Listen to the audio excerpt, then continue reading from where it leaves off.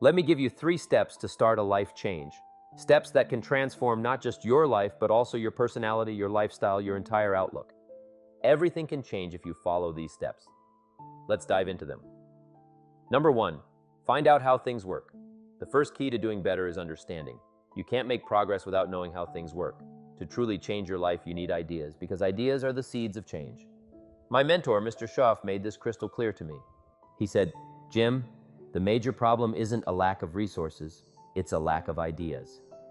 When I first met him, I didn't have a dime to my name. I told him, "Mr. Schaff, I don't have any money." He looked at me and said, "Jim, that's not a problem." I was puzzled. How could not having money not be a problem? But he explained, "The real problem is not the lack of money, it's the lack of ideas on how to create money and wealth." And that was a revelation to me. You see, it's not about what you don't have, it's about what you don't know. If you get the right ideas, you can change anything.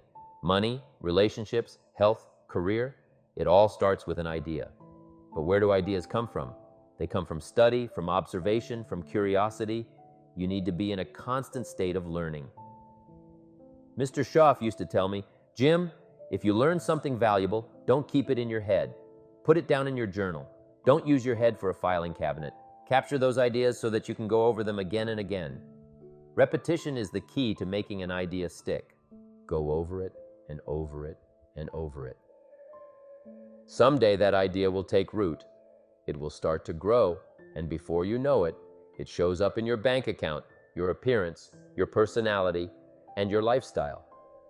But it all starts with finding out how things work. And to do that, you need curiosity, a childlike curiosity. Be curious about everything. Ask questions, seek answers, and don't be satisfied until you understand. Children are the best example of this. When they want to know something, they'll bug you with 1,000 questions. They'll drive you to the brink, but they won't stop until they get their answers. That's the kind of curiosity you need. In fact, Jesus, the master teacher, said, "Unless you can become like little children, you might as well forget it. You don't have a prayer." What a profound piece of advice. You've got to be like a child in 4 key ways: curiosity, excitement, faith, and trust. Curiosity is the drive to know more. It's the spark that ignites discovery. Excitement is the energy that fuels your actions. Get excited about your potential to change your life. Faith is the belief that things will work out, that your efforts will bear fruit. Adults are often too skeptical, too jaded, but children have an unshakable faith in the possibilities. And trust. Trust in the process, trust in yourself, and trust in the wisdom of those who've walked the path before you. Trust is a childish virtue, but the rewards it brings are immense. Number 2, you must go to work. Now that you've gathered the knowledge, it's time to put it to use. Action is where the rubber meets the road. In the business world, we call this a game plan. Every successful person operates with a game plan, a clear, detailed strategy for how they're going to achieve their goals. And it's not just in business. You need a game plan for every area of your life. Your finances need a game plan. Your relationships need a game plan. Your health needs a game plan. Your career needs a game plan. Even your personal growth needs a game plan. Don't just think about what you're going to do. Write it down. There's power in putting your thoughts on paper.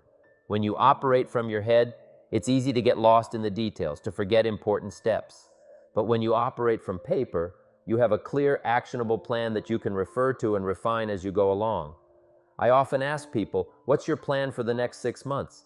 If they start to tell me, I say, "No, don't tell me, show me. Show me your game plan, and then we can make something happen." Now here's the best word to go with action: massive. Massive action is the cure-all. If you're going to make calls, make 1,000. If you're going to knock on doors, knock on 1,000. If you're going to start a project, give it everything you've got. That's how you make a real change. The language of the poor is, "I'll try it a time or two and see what happens." But that's why they stay poor. You need a better plan, one that involves massive action. Pick up a good idea and take heavy action. That's the formula for success. Don't wait until you've learned everything. Act on what you know now. Too many people fall into the trap of learning without doing. They read, they study, they plan, but they never take action. They think they need to know everything before they start, but that's a mistake. Let your learning lead to action, and you can become wealthy, not just in terms of money, but in every area of life. Remember, there are many kinds of wealth.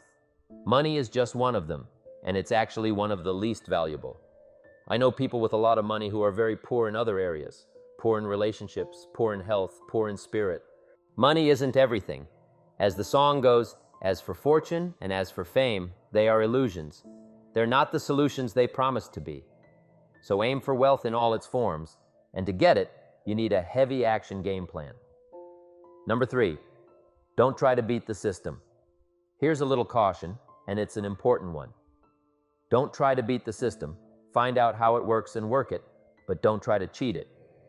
Some people learn just enough to start cutting corners, looking for shortcuts and cheap answers. They think they can outsmart the system, but that's a fool's game. You can't cheat your way to lasting success. If you try, you'll end up with a cheap life, one that lacks depth, integrity, and real achievement. Find out how things work best, and then do it that way, even if it seems to take longer. Do it right without compromise. It may take more time and effort up front, but the rewards will be worth it in the end. Shortcuts often lead to setbacks. Quick fixes are usually temporary. But when you do things the right way, you build a strong foundation that will support you for years to come. Under this step, here's another key. Be a quick learner.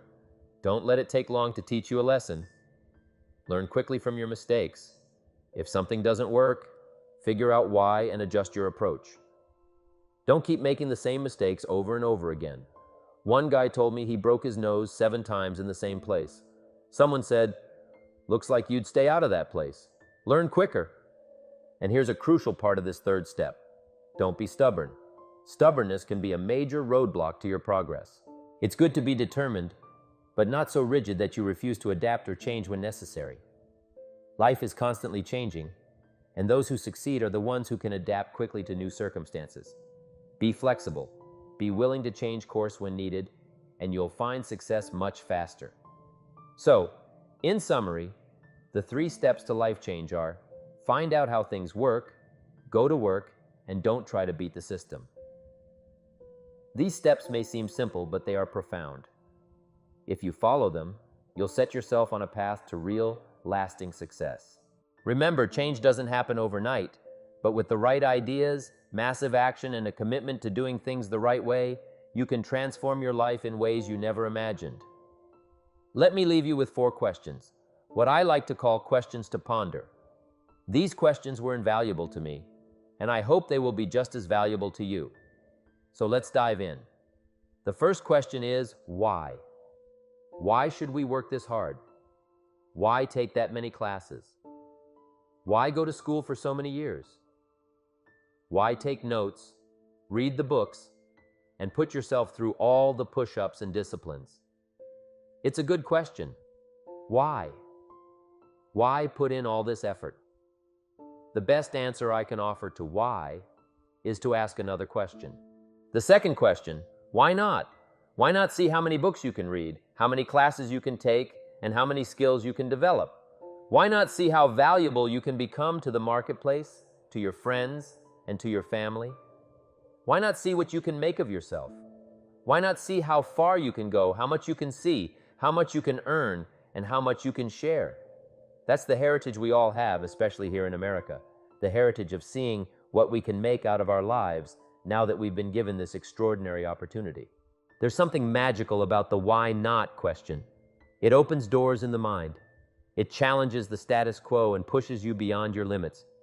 It's about stretching yourself, about exploring the vast potential within you. So why not? Why not push a little harder? Why not aim a little higher? Why not make the most of this life that you've been given? After all, the potential is there, waiting to be unlocked by your why not? The third question, why not you? Why not you? Why not you with good self-esteem? Why not you starting to change, starting to set goals, and making progress toward financial independence? If I can do it, you can do it. I wish I had a lot more testimonials to share with you today besides mine, a whole steady stream of people who would tell you their stories. Stories of those who started with nothing and went on to run big enterprises, or a mother who was on welfare and now owns her own business. If they could stand before you, guess how they would probably end their stories? They'd probably say, "Why not you? If we can read, you can read. If we can change, you can change. If we can figure it out, you can figure it out. If we can turn it around, you can turn it around. There isn't anything you can't accomplish." That's what those testimonials would say. So I want to say it to you personally. Why not you? You've got the brains, the stamina, the vitality, the interest. You've got your whole life ahead of you. You've got the future. If anybody can do it, you can do it. If one of us can do it, hey, we all can do it. So why not you? The door of opportunity is open to everyone, but it's up to you to walk through it. The question is, will you? The fourth and final question, why not now? Why not start now? This is as good a time as any. The 20th century is winding down, and we're getting ready to step into a new century, a new era. What a perfect time to set your goals, to work on yourself, to hone your skills. What a good time to get it together. What a good time to start this process of personal development, of growing, changing, and developing. What a great time to have a solid plan for your money, your life, and your future.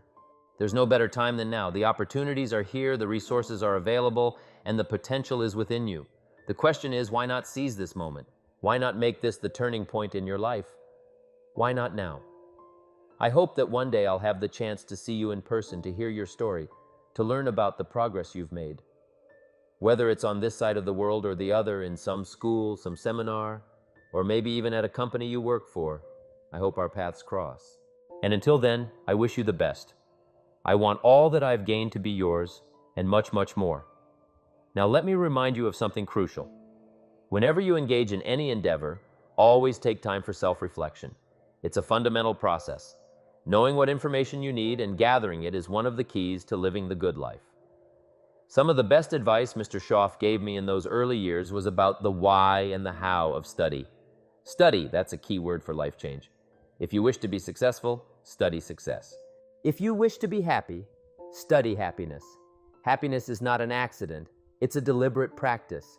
But before it can be practiced, it must be studied. If you wish to be wealthy, study wealth. Now, would you like to guess how many people make wealth a study? Very few. And yet, wealth, happiness, and success are all values worth cultivating. You would think most people would naturally make a careful study of them. But why they do not is one of those mysteries of the mind that remains unsolved for many. Remember, the major keys to your better future are going to be ideas and information. If we lack anything in life, it's not money, opportunity, or resources. It's ideas that have taken form from quality information. Many years ago, I learned that some of the best advice ever given comes from the Bible. There's a phrase in that remarkable book that says, "If you search, you will find." That's the way to discover life-changing ideas and information. You must search. To find, you must become a seeker. Attend seminars and training classes. Listen to programs and podcasts that offer breakthrough ideas. Engage in conversations with people of substance. Go looking, go searching. Rarely does a good idea interrupt you. You have to pursue it diligently. And as you make this dedicated search, you'll find just the ideas you need. Now here's the next crucial step in this process. Capture. When you come across a good idea, don't trust your memory, capture it. Write it down, record it, preserve it. That's one of the reasons we have tools like journals and note-taking apps.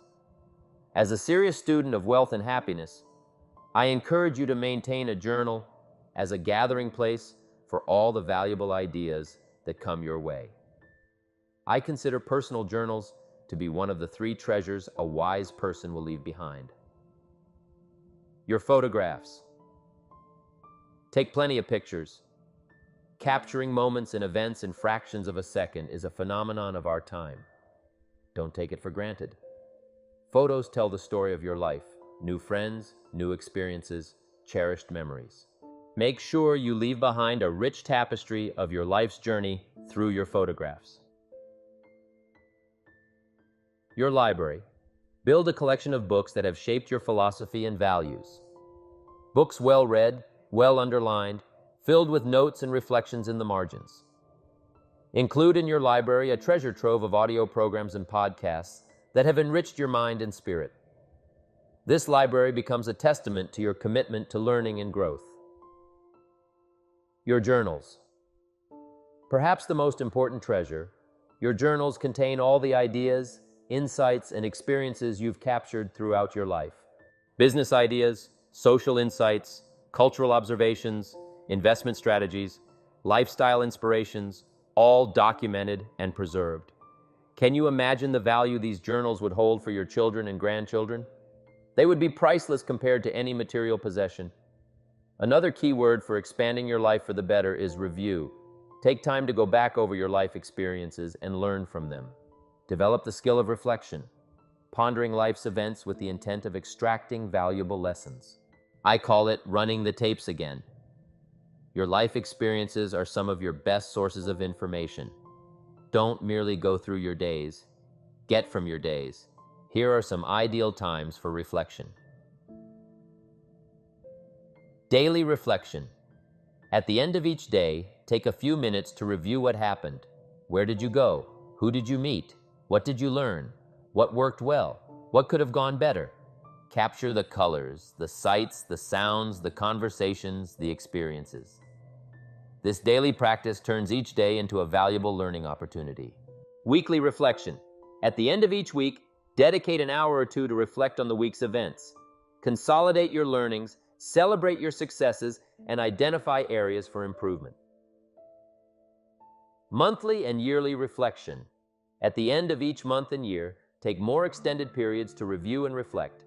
This allows you to gather up the past and invest it into your future.